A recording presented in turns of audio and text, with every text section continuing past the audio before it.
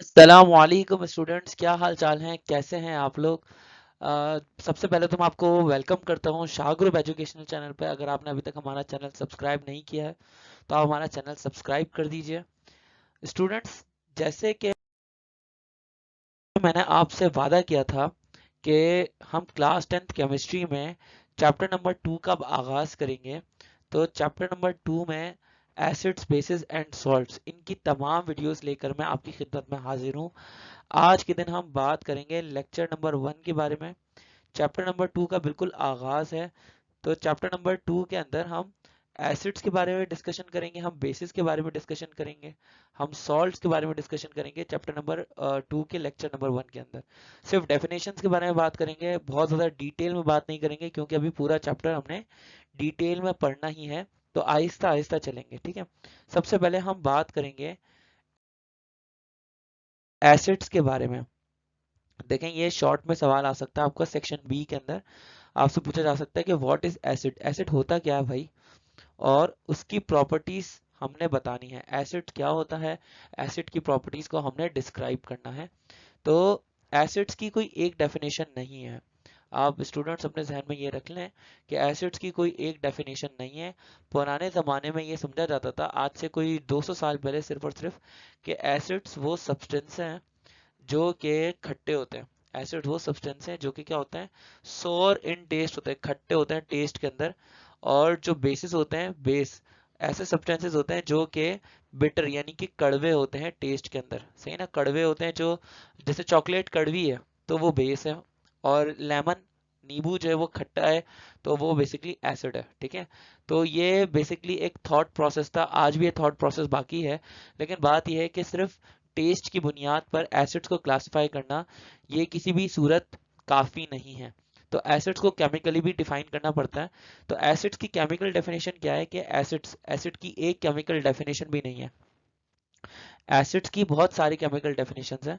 तो एसिड की जो पहली डेफिनेशन है, जिसको हम लोग आगे लेकर कंटिन्यू करके चलेंगे, तो एसिड ऐसे सब्सटेंसेस को कहा जाता है कि जब उनको पानी के अंदर डिसॉल्व करें, ऐसे सब्सटेंसेस जब उनको पानी के अंदर डिसॉल्व करें तो वो हाइड्रोजन आइंस यानी कि H प्लस आइन या प्रोटॉन जो है वो बेसिकली वो प्रोड्यूस करें, तो हम उनको कहते हैं एसिड।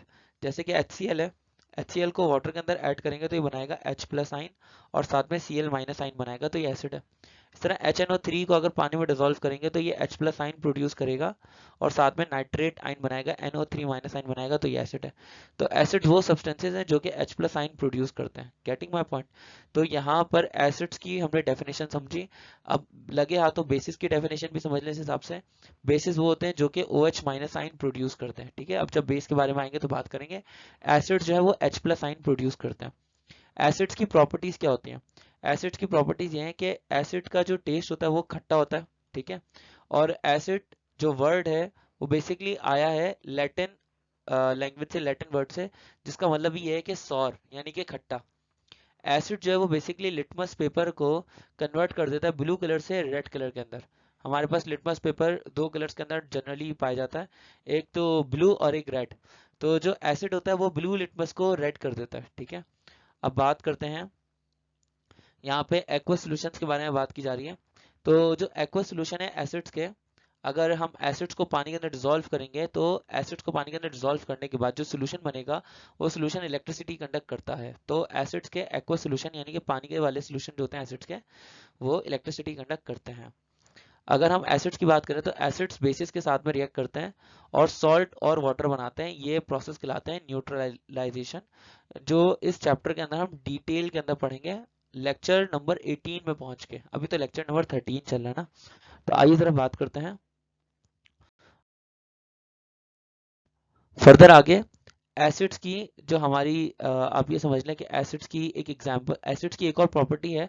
वो प्रॉपर्टी है कि एसिड्स को जब रिएक्ट करवाया जाएगा किसी मेटल के साथ, एसिड्स को जब रिएक्ट करवाया जाएगा किसी मेटल के साथ, तो ये इवॉल्व करेंगे हाइड्रोजन गैस, या हाइड्रोजन गैस प्रोड्यूस करेंगे। अल्कली मेटल्स के साथ रिएक्ट करवाएंगे, अल्कलाइन अर्थ मेटल के साथ रिएक्ट करवाएंगे, या जिंक के साथ या एल्यूमिनियम के साथ रिएक्ट करवाएंगे, तो वो बनाएंगे हमारे पास हाइड्रोजन गैस प्रोड्यूस करेंगे। फॉर एग्जाम्पल, यहाँ पे जिंक लिखा हुआ है, जिंक को एसिड के साथ HCl के साथ में रिएक्ट करवाया तो इसने बनाया जिंक क्लोराइड, सही है, और साथ में प्रोड्यूस करी हाइड्रोजन गैस, ठीक है। अब ज़रूरी नहीं है कि सिर्फ यहाँ पर जिंक ही प्रोड्यूस कर सकता है। ऐसे सोडियम के साथ भी करवाएंगे तो सोडियम को जब HCl के साथ रिएक्ट करवाएंगे तो यहाँ पर भी ऐसे ही होगा, सोडियम क्लोराइड बनेगा और हाइड्रोजन गैस रिलीज होगी। तो मेटल्स जो है, चाहे अल्कली मेटल हो, चाहे अल्कलाइन अर्थ मेटल्स हो, चाहे जिंक हो, चाहे एल्यूमिनियम हो, वो बेसिकली क्या करता है, हाइड्रोजन गैस इवॉल्व करते जब उनको एसिड्स को रिएक्ट करवाया जाता है मेटल्स के साथ में, ठीक है। अब आगे क्या लिखा हुआ है, एसिड रिएक्ट करते हैं कार्बोनेट्स के साथ, कार्बोनेट्स के साथ या बाई कार्बोनेट्स के साथ, जैसे कि सोडियम कार्बोनेट के साथ में रिएक्ट करेंगे, कैल्शियम कार्बोनेट के साथ में रिएक्ट करेंगे, सोडियम बाई कार्बोनेट के साथ रिएक्ट करेंगे ताकि कार्बन डाइऑक्साइड गैस प्रोड्यूस करें। तो बेसिकली एसिड्स कार्बोनेट या बाइकार्बोनेट के साथ इसलिए रिएक्ट करते हैं ताकि कार्बन डाइऑक्साइड गैस प्रोड्यूस की जा सके। तो अगर हम देखें कैल्शियम कार्बोनेट है, ये CaCO3 कैल्शियम कार्बोनेट है, इसको एसिड के साथ HCl के साथ में रिएक्ट करवाया तो आगे जाके इसने बनाया कैल्शियम क्लोराइड CaCl2, वाटर बनाया और कार्बन डाइऑक्साइड गैस रिलीज करी, ठीक है। अगर हम इसकी बात करते हैं, ये बेकिंग सोडा है NaHCO3, ये कहलाता है सोडियम बाइकार्बोनेट, इसको HCl के साथ में रिएक्ट करवाएंगे तो आगे जाके ये बनाएगा NaCl, साथ में ये बनाएगा H2O और क्या चीज रिलीज करेगा, ये रिलीज करेगा कार्बन डाइऑक्साइड गैस। एसिड्स को अगर हम रिएक्ट करवाएं मेटल्स के ऑक्साइड के साथ या मेटल्स के हाइड्रो ऑक्साइड के साथ तो ये क्या बनाते हैं, ये सॉल्ट बनाते हैं और वाटर बनाते हैं। जैसे कि ये मेटल का ऑक्साइड है ना, आयरन ऑक्साइड, ये मेटल का ऑक्साइड है, ठीक है, मेटल का ऑक्साइड है, हमने एसिड को उसके साथ में रिएक्ट करवाया, एक सेकेंड ये हटा देता हूँ। हमने क्या किया, हमने बेसिकली एसिड को रिएक्ट करवाया, एसिड को रिएक्ट करवाया मेटल के ऑक्साइड के साथ FeO के साथ में रिएक्ट करवाया तो आगे जाके क्या बनाएगा, आगे जाके ये आयरन जो है बेसिकली आयरन दो क्लोरीन के साथ में रिएक्ट कर लेगा और बनाएगा आयरन क्लोराइड FeCl2, ठीक है। फिर दो हाइड्रोजन जो होंगे वो बेसिकली एक ऑक्सीजन के साथ में रिएक्ट करेंगे और बनाएंगे H2O, ठीक है। तो इस तरह से हमारे पास ये इक्वेशन काम करेगी। इसके आगे हम काम करते हैं तो FeOH3 लिखा हुआ है, फेरिक हाइड्रोक्साइड लिखा हुआ है FeOH3, जब हम उसको रिएक्ट करवाएंगे HCl के साथ में तो आगे जाके बनाएगा FeCl3, FeCl3 बनाएगा, तीन हाइड्रोजन तीन OH के साथ में रिएक्ट करके बनाएंगे 3H2O, ठीक है। तो ये हमारे पास सोल्यूशन है कि हमारे पास सॉल्ट बनेगा और क्या बनेगा, वाटर बनेगा, ठीक है। आइए आगे बढ़ते हैं। हमारे पास कुछ एसिड्स की एग्जाम्पल्स हैं, कॉमन एसिड्स की एग्जाम्पल्स हैं। जैसे कि सबसे पहले एक है सिट्रिक एसिड। सिट्रिक एसिड जो होता है वो बेसिकली पाया जाता है खट्टे फ्रूट्स के अंदर, खट्टे फ्रूट्स के अंदर पाया जाता है, ये कुछ सब्जियों के अंदर पाया जाता है, सिट्रस फ्रूट्स के अंदर पाया जाता है, सही नहीं है। सिट्रस फ्रूट्स कौन से होते हैं, जैसे कि लेमन है, लेमन है, ऑरेंज है, सही, ये सिट्रस फ्रूट्स हैं। और इसी तरह से ग्रेप्स हैं, ग्रेप्स के अंदर भी होता है और अनार के अंदर भी होता है, सही है ना। तो ये हमारे पास सिट्रस एसिड उनके अंदर मौजूद होता है। Ascorbic acid, ascorbic acid vitamin C है, विटामिन सी भी कुछ सर्टेन फ्रूट्स के अंदर होता है, जैसे कि ये लेमन के अंदर होता है। और ये किस चीज़ के अंदर होता है, ये विटामिन सी ऑरेंज के अंदर होता है, सही है। तो इनके अंदर जो एसिड होता है वो कहलाता है एस्कॉर्बिक एसिड। एस्कॉर्बिक एसिड और सिट्रिक एसिड दोनों होते हैं इसके अंदर मौजूद। विनेगर की बात करें तो विनेगर के अंदर होता है एसिटिक एसिड, सही है ना, 5% एसिटिक एसिड और बाकी 95% जो है बेसिकली पानी होता है यहाँ पर, ठीक है, 95% वाटर। और बात करें कार्बोनिक एसिड होता है, कार्बोनिक एसिड जो होता है वो सॉफ्ट ड्रिंक्स के अंदर पाया जाता है, सॉफ्ट ड्रिंक्स जैसे कि पेप्सी, कोका कोला, सही ना, कोक के अंदर पाया जाता है। और इस तरह से 7 अप वगैरह, ये जो कोल्ड ड्रिंक्स हैं, सॉफ्ट ड्रिंक्स हैं, इनके अंदर कार्बोनिक एसिड मौजूद होता है। कार्बोनिक एसिड का फॉर्मूला होता है H2CO3। लैक्टिक एसिड होता है, लैक्टिक एसिड जो होता है वो दूध के अंदर होता है, बटर मिल्क के अंदर, मक्खन के अंदर और मिल्क के अंदर होता है, सही ना। तो लैक्टिक एसिड ये पाया जाता है इसके अंदर। आइए बात करते हैं बेसिस के बारे में। तो अब स्टूडेंट्स हमारा टॉपिक है बेस। बेस क्या चीज़ है, बेस को अगर हम डिफाइन करें तो हम पुराने ज़माने के हिसाब से इसको डिफाइन कर रहे थे। आज से 200 साल पहले या 150 साल पहले समझा जाता था कि बेस वो कंपाउंड है जिनका टेस्ट होता है कड़वा। जैसे साबुन का टेस्ट कड़वा होता है तो वो बेस शुमार किया जाएगा, सही है। इसी तरह से चॉकलेट का टेस्ट कड़वा होता है, वो भी बेस शुमार किया जाएगा। जिस चीज़ का टेस्ट कड़वा है वो बेस शुमार किया जाएगा। लेकिन ये कॉन्सेप्ट काफ़ी नहीं था, टेस्ट वाला कॉन्सेप्ट काफ़ी नहीं था। ठीक है, ये कॉन्सेप्ट सही है लेकिन काफ़ी नहीं है, ठीक है। तो उसके बाद एक शख्स आए, उनका नाम था आर्हीनियस। उन्होंने बेसिस के बारे में बोला कि बेस ऐसे सब्सटेंसेस होते हैं जो कि OH माइनस आइन प्रोड्यूस करते हैं जब उनको पानी में डिसॉल्व किया जाए। जैसे कि NaOH है, NaOH को पानी में डिसॉल्व करेंगे तो वो आगे जाके प्रोड्यूस करेगा Na प्लस आइन और OH माइनस आइन। अगर पोटेशियम हाइड्रोक्साइड है तो आगे जाके क्या प्रोड्यूस करेगा, वो प्रोड्यूस करेगा K प्लस आइन और OH माइनस आइन। तो ये बेसिस है, ठीक है। अब हमारे पास डेफिनेशन में भी लिखा हुआ है a substance which when added to water, ऐसा सब्सटेंस जिसको जब पानी में ऐड किया जाए, वाटर में जब ऐड किया जाए तो वो प्रोड्यूस करता है hydroxide ion, OH minus ion produce करता है। तो ऐसा सब्सटेंस कहलाता है बेस। बेस एक ऐसा सब्सटेंस है जो कि पानी में ऐड करने के बाद OH माइनस आयन प्रोड्यूस करता है, ठीक है। अब बेस की प्रॉपर्टीज क्या है? बेसिस की प्रॉपर्टीज हैं कि इनका टेस्ट जो होता है, बेसिस का टेस्ट होता है कड़वा, बिटर टेस्ट होता है इनका, ठीक है। इनका टच कैसा होता है? इनका टच होता है सिलिपरी या सोपी सा टच होता है इनका, चिकने होते हैं ये, सिलिपरी या सोपी टच होता है, जिसको हम चिकना चिकना कह सकते हैं कि चिकना इनका सा टच होता है, स्लिपरी टच होता है इसका। उसके बाद ये क्या करते हैं, ये रेड लिटमस पेपर को ब्लू लिटमस पेपर के अंदर कन्वर्ट कर देते हैं, रेड को ब्लू में अंदर कन्वर्ट कर देते हैं, ये इनकी प्रॉपर्टी है। अच्छा, बेसिस जो है वो पानी में डिजोल्व हो जाते हैं। जब पानी में डिजोल्व होते हैं तो आइंस प्रोड्यूस करते हैं। जब आइंस प्रोड्यूस करते हैं तो इनके एक्वस सोल्यूशन गुड कंडक्टर हो जाते हैं इलेक्ट्रिसिटी के, यानी कि इलेक्ट्रिसिटी कंडक्ट करते हैं इनके एक्वस सॉल्यूशंस को, या इनको खास तौर पे इलेक्ट्रोलाइट्स भी कहा जाता है, ठीक है। आइए आगे बढ़ते हैं। अब हमारे पास कुछ एग्जांपल्स हैं कॉमन बेसिस की। अच्छा नहीं, एक एक ये प्रॉपर्टी रह गई कि जो बेसिस हैं वो एसिड्स के साथ में रिएक्ट करते हैं। एसिड्स के साथ में रिएक्ट करने के बाद वो बना लेता है सॉल्ट एंड वाटर। ये पूरी जो इक्वेशन है ना, ये पूरा रिएक्शन कहलाता है न्यूट्रलाइजेशन का। इसको हम डिटेल में पढ़ेंगे, सिर्फ एक इक्वेशन लिख देता हूँ। HCl एक एसिड है, HCl एक एसिड है और NaOH एक बेस है, ठीक है। तो ये आगे जाके क्या करेंगे, NaOH और एसिड ये आगे जाके रिएक्ट करेंगे, बनाएंगे NaCl जो कि एक सॉल्ट है, ठीक है। साथ में बनाएंगे वाटर, पानी पानी है। तो बेसिकली ये क्या करते हैं, एसिड्स के साथ रिएक्ट करते हैं, बेस बेस जो है एसिड्स के साथ रिएक्ट करते हैं और बनाते हैं सॉल्ट एंड वाटर। ये प्रोसेस कहलाता है न्यूट्रलाइजेशन। डिटेल में आएगा लेक्चर नंबर 18 के अंदर। तो अभी हम फिलहाल इसको डिटेल में डिस्कस नहीं कर रहे हैं, अभी फिलहाल डिस्कस नहीं कर रहे हैं फॉर द टाइम भी। तो कॉमन बेसिस की एग्जांपल्स के बारे में बात करते हैं। कॉमन बेसिस की एग्जांपल्स कौन सी होती हैं? एक तो होता है डिटर्जेंट्स और सर्फ वगैरह, साबुन, सोप वगैरह, कास्टिक सोडा, ये भी क्लिनसिंग एजेंट होता है, क्लीनिंग के पर्पस के लिए यूज किया जाता है। House hold ammonia, house hold ammonia जो होता है बेसिकली वो बर्तन धोने के लिए यूज किया जाता है, डिश वॉशेस के लिए यूज किया जाता है, डिश वॉशेस के लिए यूज किया जाता है, या इसको किचन के अंदर यूज किया जाता है, ठीक है। हाउस होल्ड अमोनिया आपको किचन के अंदर मिल जाएगा। आइए आगे बढ़ते हैं फर्दर। देखें, अब हम बात करने वाले हैं एमसीक्यूज की। ये एमसीक्यूज जो है वो आपके सेक्शन ए के अंदर हमसे पूछे जाएंगे। Section A multiple choice question answers के अंदर हमसे पूछा जाएगा।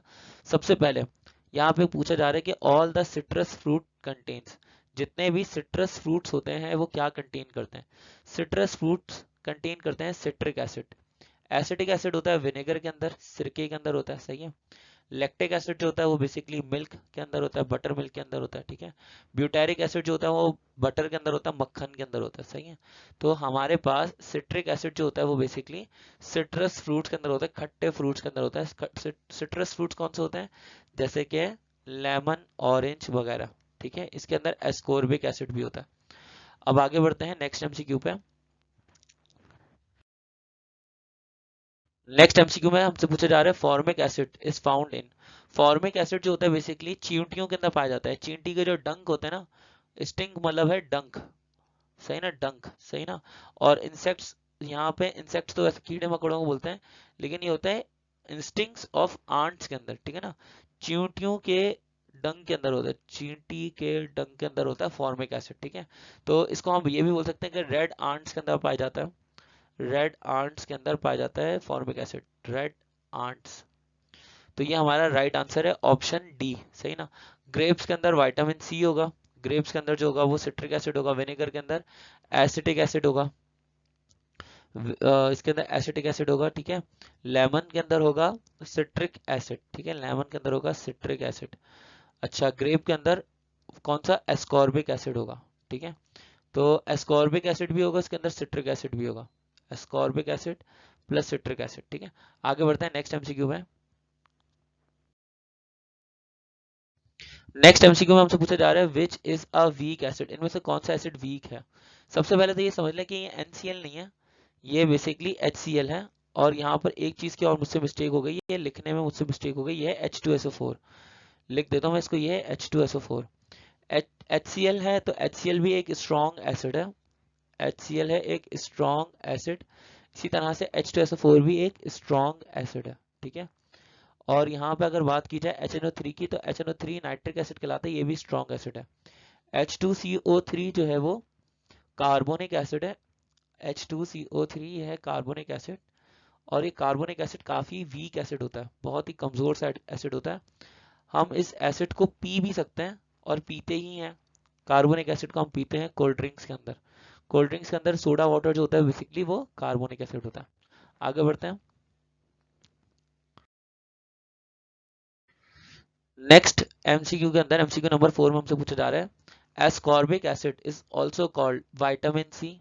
एस्कॉर्बिक एसिड जो होता है वो विटामिन सी से, विटामिन सी को एस्कॉर्बिक एसिड कहा जाता है। ये तो बड़ा आसान है, आगे बढ़ते हैं। स्टूडेंट्स अब ये लास्ट एमसीक्यू है, बिल्कुल बिल्कुल लास्ट एमसीक्यू है। और इस एमसीक्यू के अंदर हमसे पूछा जा रहा है कोका कोला। कोका कोला में कौन सा एसिड है? तो अब तक आप मुझे बता ही सकते हैं, कोका कोला के अंदर बेहतरीन बेहतरीन कार्बोनिक एसिड होता है कोका कोला के अंदर। क्योंकि कार्बोनिक एसिड हर किस्म की सॉफ्ट ड्रिंक्स के अंदर होता है, कोका कोला भी एक सॉफ्ट ड्रिंक है, तो इसीलिए कोका कोला के अंदर होगा कार्बोनिक एसिड। एसिटिक एसिड किस में होगा? एसिटिक एसिड होगा विनेगर के अंदर। और बोरिक एसिड जो होता है वो बेसिकली बोरिक पाउडर के अंदर होता है, हम कैरम खेलने के लिए यूज करते हैं, या डब्बू खेलने के लिए, या स्नोकर खेलने के लिए हम बोरिक एसिड को, बोरिक पाउडर को यूज करते हैं। फॉर्मिक एसिड होता है रेड आंट्स के अंदर। ठीक है, आई होप कि स्टूडेंट्स आपको हमारा ये लेक्चर पसंद आया होगा। अगर आपने अभी तक हमारा चैनल सब्सक्राइब नहीं किया है तो आप हमारे चैनल को, शाह ग्रुप एजुकेशनल चैनल को सब्सक्राइब करना ना भूलिएगा। हम आपसे मिलेंगे नेक्स्ट वीडियो के अंदर लेक्चर नंबर 2 के साथ, जिसमें हम Arrhenius theory of acids and bases के बारे में बात करेंगे। तब तक के लिए आप अपना ख्याल रखिएगा। Thank you so much for watching Shah group educational channel. Allah Hafiz.